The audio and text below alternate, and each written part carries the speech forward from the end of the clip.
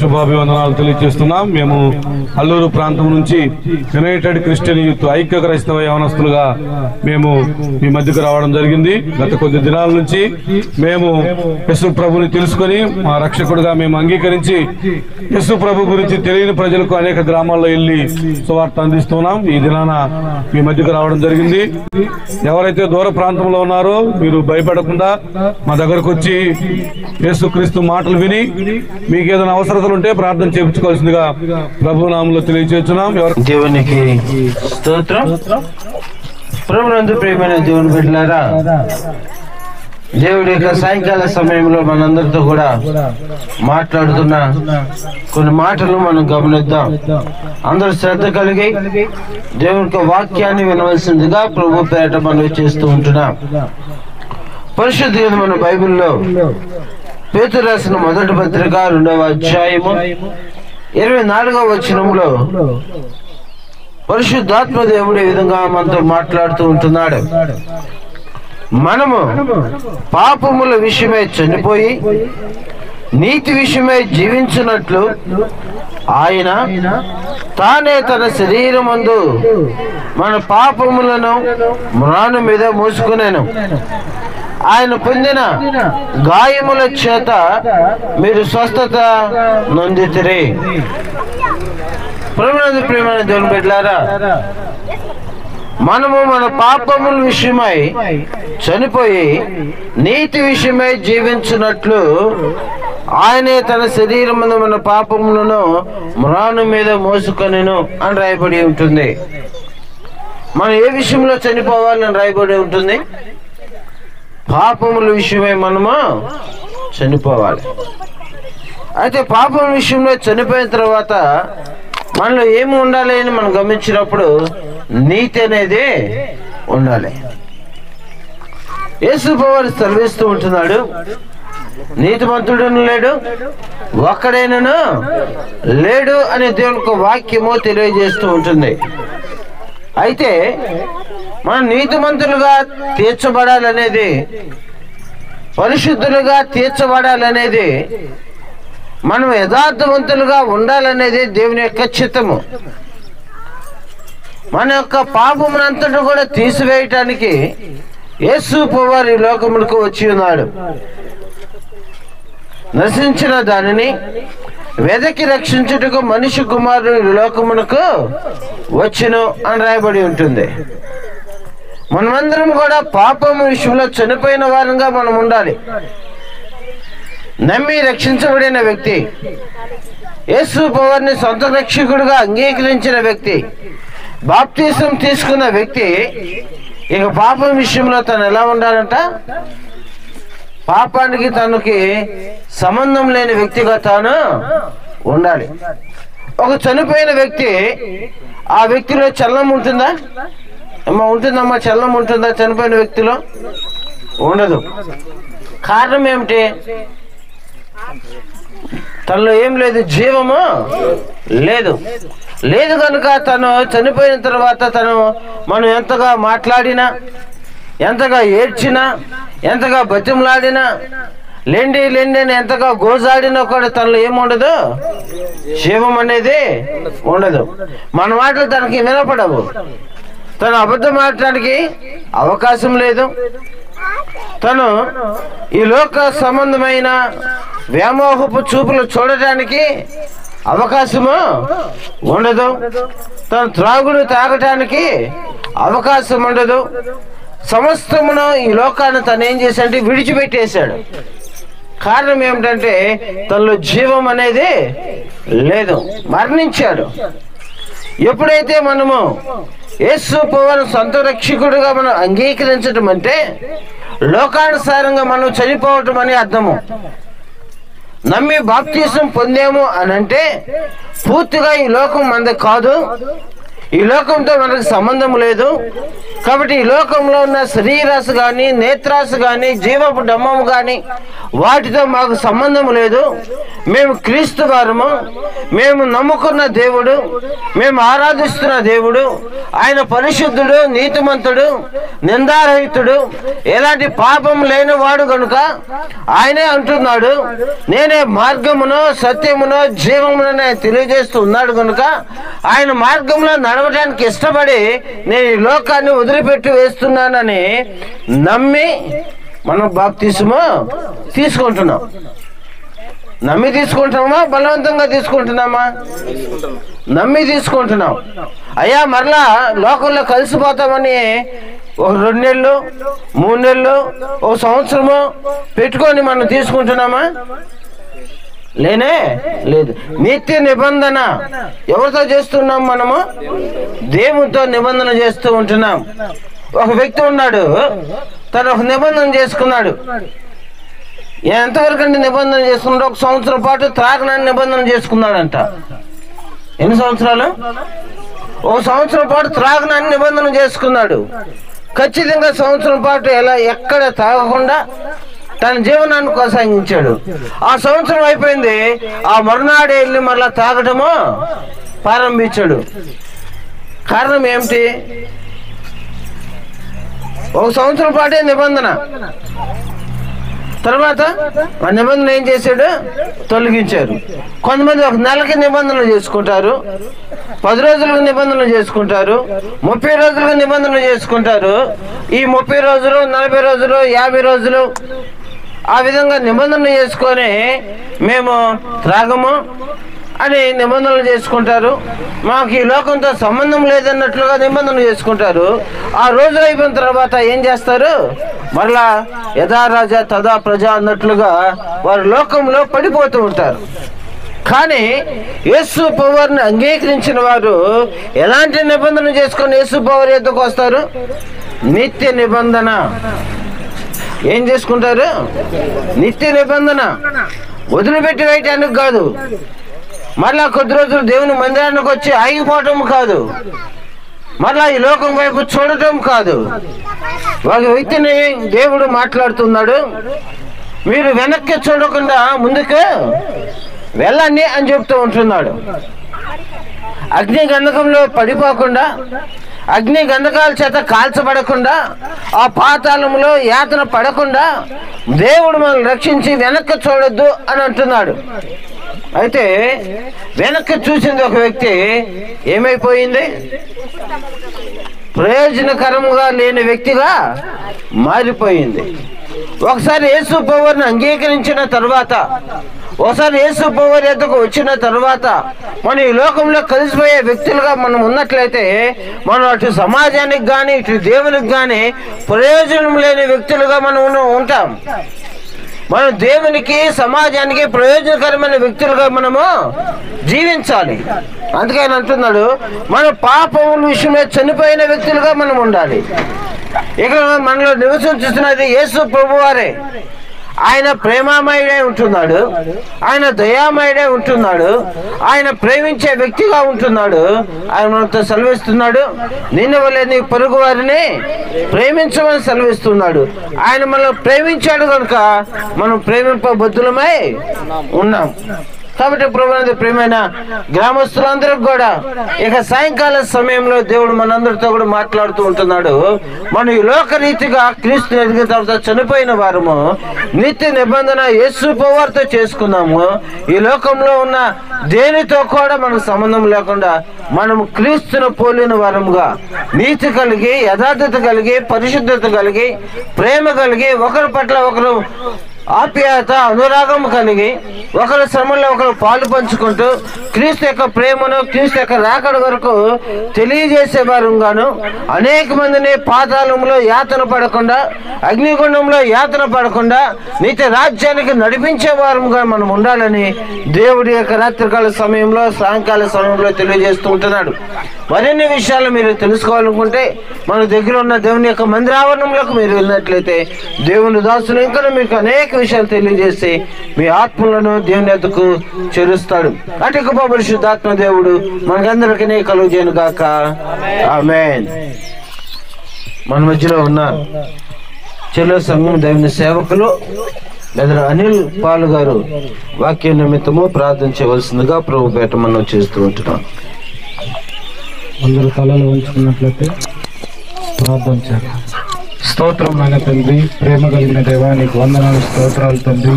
నీ ఘనమైన నామానికి వేలాది స్తుతులు స్తోత్రాలు చెల్లిస్తున్నాను తండ్రి ప్రభా. ఇదిగో నేను తండ్రి ఇటు అవకాశాన్ని మాకు దయచేసినందుకు దేవా వేలాది స్తుతులు స్తోత్రములు చెల్లిస్తున్నాం తండ్రి ప్రభా.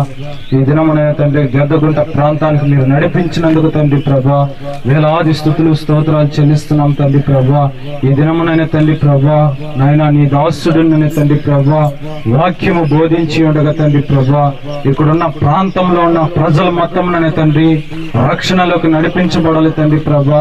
నాయన ఏ ఒక్క ఆత్మననే తండ్రి నశించిపోకుండానట్లు తండ్రి ప్రభా మీరు వెలిగించమని ప్రార్థిస్తున్నాం తండ్రి ప్రభా.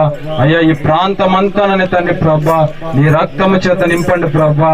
నాయన నీ ఆత్మ చేత నింపండి తండ్రి ప్రభా. నీ వెలుగు ప్రకాశింపచేయండి తండ్రి ప్రభా. ఏ ఒక్కరునైనా తండ్రి పాపంలోకి పడిపోకుండానట్లు తండ్రి ప్రభా నాయన నీ దయతో మీరు రక్షించండి తండ్రి ప్రభా. నీ కృపతోనని తండ్రి ప్రభా ప్రతి ఒక్క బిడ్డను వెలిగించండి దేవా. నీకు స్తోత్రాలు తండ్రి ప్రభా.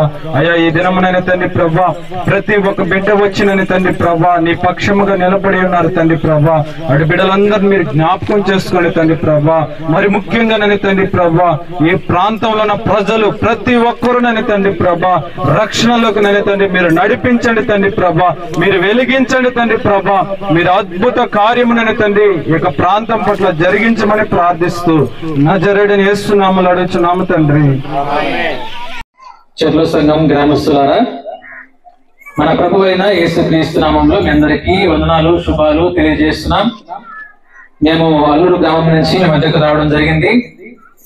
మేము యునైటెడ్ క్రిస్టియన్ యూత్ అని ఒక టీమ్ గా ఏర్పడి ప్రతి ఆదివారం సాయంకాల సమయంలో ఒక్కొక్క ప్రాంతానికి వెళ్లి ఈ విధంగా దేవుని వాక్యాన్ని అందించి ఆ గ్రామం గురించి ప్రార్థన చేస్తూ ఉన్నాం.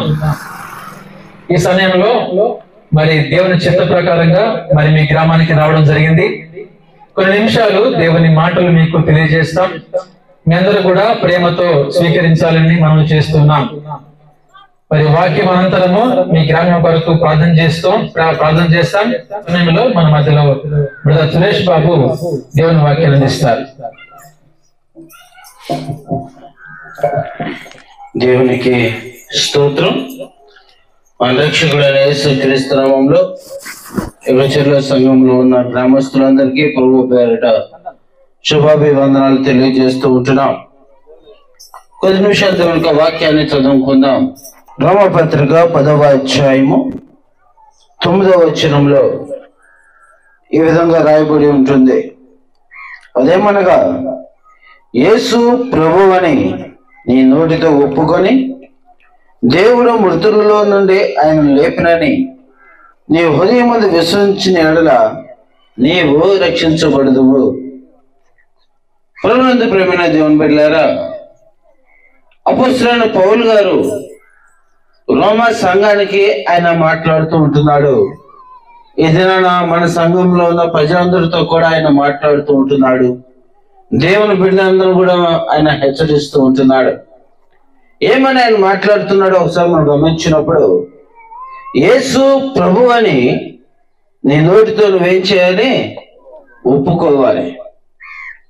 ఆయనే రక్షకుడని, ఆయనే సజీవుడని, ఆయనే నీతిమంతుడని, ఆయనే పునరుద్ధానమును ఇవ్వగలిగిన శక్తిమంతుడని మనము మన నోటితో ఒప్పుకొని నీ హృదయం ముందు విశ్వసించాలి అని రాయబడి ఉంటుంది. నోటితో ఒప్పుకోవడమే కాదు కానీ నీ హృదయంలో ఏముండాలి? విశ్వాసం ఉండాలి. సహజంగా అందరూ నోటితో యేసు ప్రభు ఆయన కూడా ఒక రక్షకుడు దేవుడని అంటుంటారు, కానీ వారు మన హృదయం ముందు దాన్ని అంగీకరించాలి. ఆయనే మృతుల నుండి లేచినని మనం తెలుసుకోవాలి. ఎప్పుడైతే మనం ఆయన హృదయం మీద విశ్వాసం ఉంచుతామో, ఎప్పుడైతే ఆయన మీద పరిపూర్ణమైన నమ్మకాన్ని మనం కలిగి జీవిస్తామో, ఆయన ఎదుకు మనం ఎప్పుడైతే వస్తామో అప్పుడు మనం రక్షించబడతాం. అందుకే ఆయన అంటున్నాడు, నేనే మార్గమును, నేనే సత్యమును, నేనే జీవమును అని ఆయన మాట్లాడుతూ ఉంటున్నాడు. ఏ విధంగా ఒప్పుకోవాలి ఆయన్ని అని మనం గమనించినప్పుడు, ఈ యొక్క సమాజాన్ని మనం గమనించినప్పుడు, ఈ సమాజంలో అందరూ అనీతిమంతులుగా ఉంటూ ఉన్నారు. నీతిమంతుడు లేడు, ఒక్కడైనను లేడని దేవునికి వాక్యము స్పష్టంగా తెలియజేస్తూ ఉంటుంది. ఏలైనగా అందరూ దేని కింద ఉన్నారని మనం గమనించినప్పుడు పాపం చేత పట్టబడి ఉన్నారని దేవునికి వాక్యము మాట్లాడుతూ ఉంటుంది. ఏ పాపం చేత పట్టబడి ఉందో మనం గమనించినప్పుడు ఆజ్ఞ అతిక్రమమే పాపము అని రాయబడి ఉంటుంది.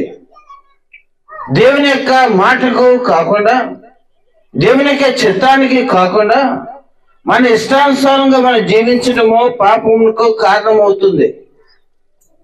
మేమేం పాపం చేసామో మీరు అనుకోవచ్చు. నోటి మాటల ద్వారా, తలంపుల ద్వారా, ఆలోచనల ద్వారా, క్రియల ద్వారా మనం దేవునికి దూరస్తులుగా ఉన్నాము. అయితే దేవుడు ఇప్పుడు మనల్ని సమీపస్తులుగా ఆయన చేస్తూ ఉన్నాడు. ఎప్పుడు మనం దేవునికి సమీపస్తులుగా మనం వస్తామంటే, నువ్వు యేసు ప్రభువుని నీ సొంత రక్షకుడుగా నీవు నోటితో ఒప్పుకోవాలి. యేసే రక్షకుడు, ఆయన నీ కొరకు నా కొరకు ఈ సర్వ మానవాళి కొరకు తన ప్రాణమును పెట్టాడని నువ్వు గుర్తెరగాలి. ఆయన మన పాపం నుంచి మనం విడిపించగలిగిన వాడని నీ హృదయం మీద విశ్వాసం ఉంచాలి. అయితే ప్రభునందు ప్రేమనందు బిడ్డలారా, మనము మన పాపమును మనం ఒప్పుకునే ఎడల ఆయన నమ్మదగిన వాడును నీతిమంతుడును కనుక ఆయన మన పాపము క్షమించి సమస్త దుర్నీతి నుండి మనల్ని పవిత్రులుగా చేయను అని రాయబడి ఉంటుంది. మనం ఏం చేయాలంట? మన పాపములు ఒప్పుకోవాలి. ఒప్పుకోవడం కష్టం, ఒప్పుకోవడం అనేది కష్టము. హృదయం మీద విశ్వాసం ఉంచడం అనేది కష్టము. ఒక సందర్భంలో ఇద్దరు దొంగలు ఉన్నారు. ఒక దొంగ యేసు ప్రభువుని సిలువలో ప్రశ్నిస్తూ ఉంటున్నాడు, అయ్యా నువ్వు రక్షకుడు కదా, నువ్వు విమోచకుడు కదా, నిన్ను నువ్వు కాపాడుకొని నన్ను కూడా కాపాడు అని అంటున్నాడు.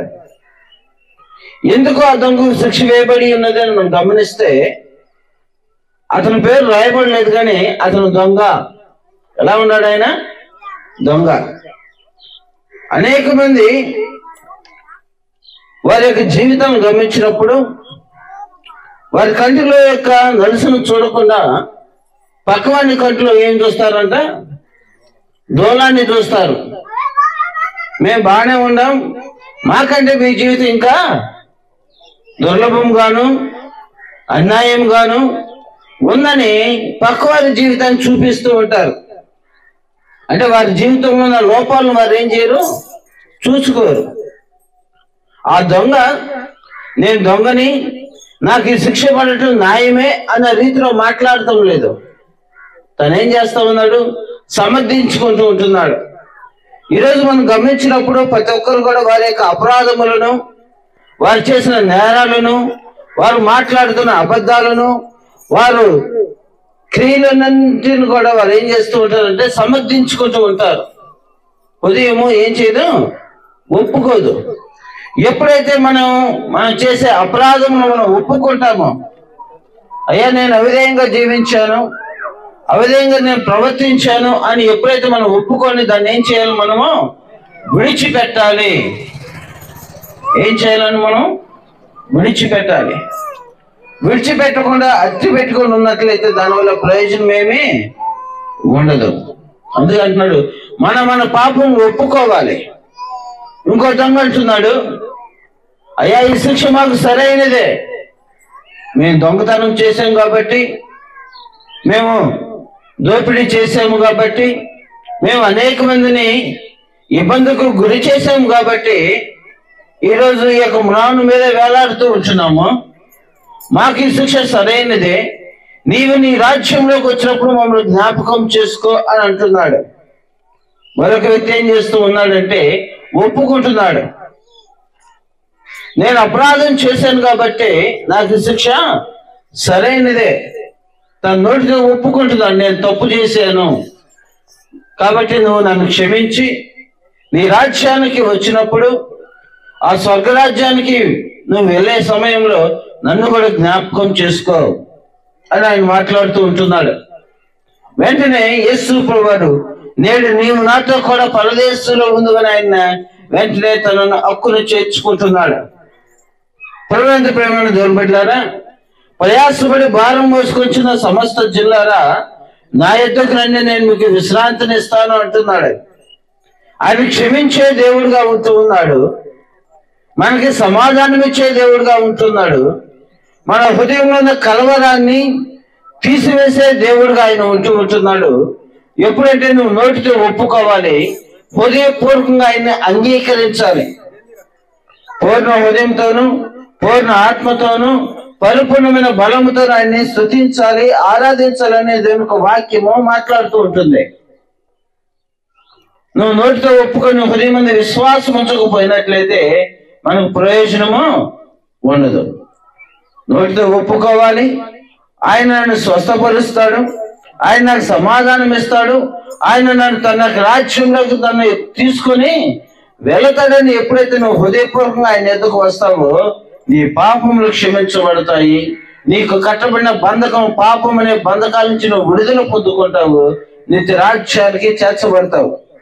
కాబట్టి ప్రియ చర్ల సంఘం గ్రామస్తులందరూ కూడా ఇక సాయంకాల సమయంలో ఇక సువార్తమానము తీసుకొని వస్తుండగా, ఇంకా నువ్వు యేసు ప్రభువుని సొంత రక్షకుడుగా అంగీకరించుకోపోయినట్లయితే ఈ దినమే మీకు అనుకూలమైన సమయము, నేడే రక్షణ దినమని ఆయన మాట్లాడుతూ ఉండగా, రేపేమి సంభవించినో అది మనకు తెలియదు కనుక ఇక మీకు అనుకూలమైన సమయంలో ఒక మంచి తీర్మానం చేసుకొని ఇంకను మీరు దేవుని యొక్క సువార్తమానం తెలుసుకోవాలని, ఇంకను దేవుని రాజ్యానికి వారసులుగా ఉండటకు, ఆత్మీయంగా బలపడటకు, మనకు దగ్గరలో ఉన్న యొక్క దేవుని యొక్క మందిరావరణంలోకి మీరు ప్రవేశించి అక్కడ ఉన్న సేవకునితో మీరు కలిసినట్లయితే ఆ సేవకుడు ఇంకనూ మీకు మంచి విషయాలు తెలియజేసి ఆత్మీయంగా మిమ్మల్ని బలపరిచి దేవునికి రాజ్యానికి వారసులుగా చేస్తాడు. అటుకు పరిశుద్ధాత్మ దేవుడు మనకందరికీ కలుగును గాక. ఆమేన్.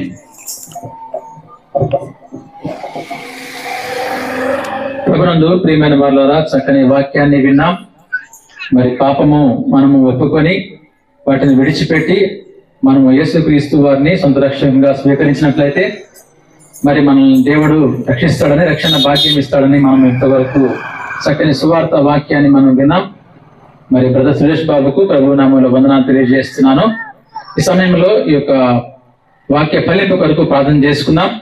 ఈ వాక్యం ఎవరైతే విన్నారో, ఒకవేళ మీ కుటుంబంలో సమస్యలు శోధనతో ఒకవేళ ఉన్నట్లయితే, మీ కుటుంబంకి సంతోషము సమాధానము మీకు కావాలనుకున్నట్లయితే, ఒకవేళ అనారోగ్యంగా ఉంటే, ఒకవేళ ఎవరైనా, మీ అందరూ కూడా కళ్ళు మూసుకొని ప్రార్థనలో ఏకీభవించండి. మీరు కళ్ళు మూసుకొని యేసుక్రీస్తు నామాన్ని పెట్టి మీరు ప్రార్థన చేసుకోండి. అయ్యా నాకు ఆరోగ్యం సరిగా లేదయ్యా అని మీరు ప్రార్థన చేసుకున్నట్లయితే దేవుడు మిమ్మల్ని స్వస్థపరుస్తాడు. కనుక ప్రతి ఒక్కరు కూడా కళ్ళు మూసుకొని ప్రార్థనలో ఏకీభవించాలని కోరుతున్నాను. మన మధ్యలో బ్రదర్ చందను మరి గ్రామం గురించి, గ్రామస్తుల గురించి ప్రార్థన చేయాల్సిందిగా కోరుచున్నాను. ప్రార్థన చేసుకుందాం. కృపాసత్య సంపూర్ణుడా, ప్రేమగల తండ్రి, దయగల రాజా, అయా ఈ విశ్రాంతి దినమున ప్రభువా ఈ విధంగా సాయంకాల సమయంలో నిన్ను ఆరాధించుటకు, స్తుతించుటకు ప్రభువా అయ్యా మాకు ఇచ్చిన ఈ ధన్యతను బట్టి నీకు స్తోత్రాలు చెల్లిస్తున్నాను తండ్రి. అయా కృపామయుడా, కనికరించిన దేవా మీకే స్తుతి స్తోత్రాలు. ఈ సాయంత్రం వేళ ప్రభువా నాయనా నీ పని నిమిత్తం ప్రభు ఈ గ్రామం చేరి ఉండగా తండ్రి, అయా మీ దైవ దాసులు మాట్లాడిన మాటను బట్టి నీకు స్తుతి స్తోత్రాలు. విన్న ప్రతి ఒక్క హృదయాన్ని ప్రభువా నాయనా, అయా ఒక హృదయాల్లో ప్రభువా నాయనా మీరు మారు మనసు దయచేసినందుకు నీకు స్తోత్రాలు.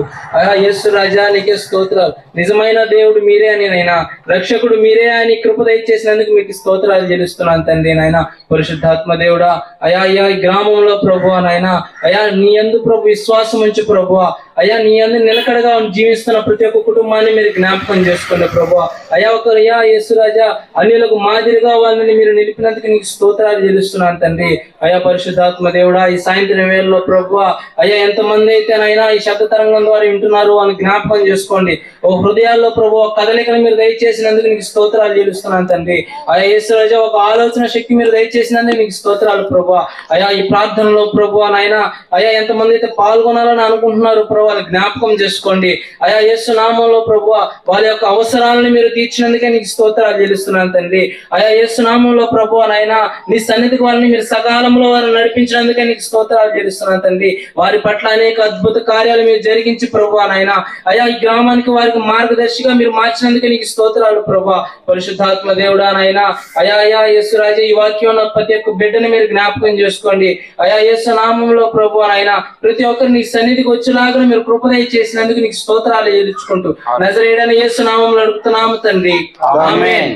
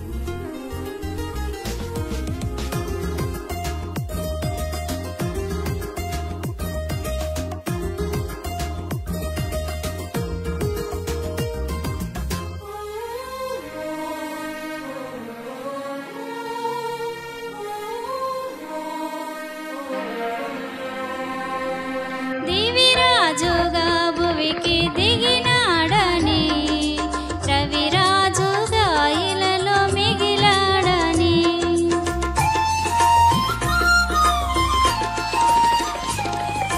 దివిరాజుగా భువికి దిగినాడని, రవిరాజుగా ఇలలో మిగిలాడని, నవలోక గగనాలు తెరిచాయని, పరలోక భవనాలు పిలిచాయని, నవలోక గగనాలు తెరిచాయని, పరలోక భవనాలు పిలిచాయని, ఆరని జీవన జ్యోతిగా వెలిగే తారకుడొచ్చింది, పాడే పాటల పశువుల శాలలో ఊయల వేసింది, ఆరని జీవన జ్యోతిగా వెలిగే తారకుడొచ్చింది, పాడే పాటల పశువుల శాలలో ఊయల వేసింది, ఆ జన్మమే ఒక మర్మము, ఆ బంధమే అనుబంధము, ఆ జన్మమే ఒక మర్మము, ఆ బంధమే అనుబంధము, సుధా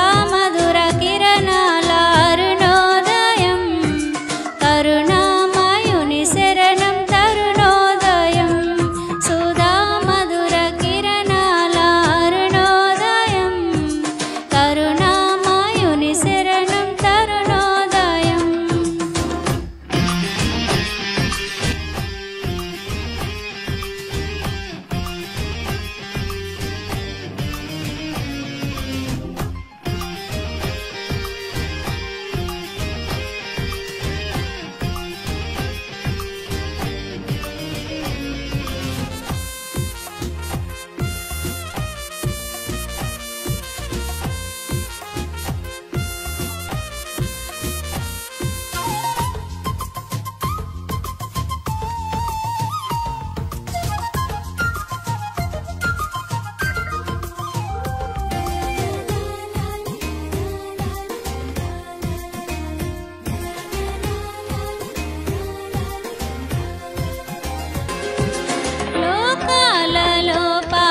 శోకాలలో ఏకాకిలా బ్రతుకు అవివేకులం. లోకాలలో పాప శోకాలలో ఏకాకిలా బ్రతుకు అవివేకులం. క్షమ హృదయ సహనాలు సమపాలుగా ప్రేమానురాగాలు స్థిరాస్తిగా. క్షమ హృదయ సహనాలు సమపాలుగా ప్రేమానురాగాలు స్థిరాస్తిగా. నమ్మిన వారిని రమ్మని పిలిచే రక్షకుడా యేసే. నిత్య సుఖాల జీవజలాల పెన్నిది ఆ ప్రభువే.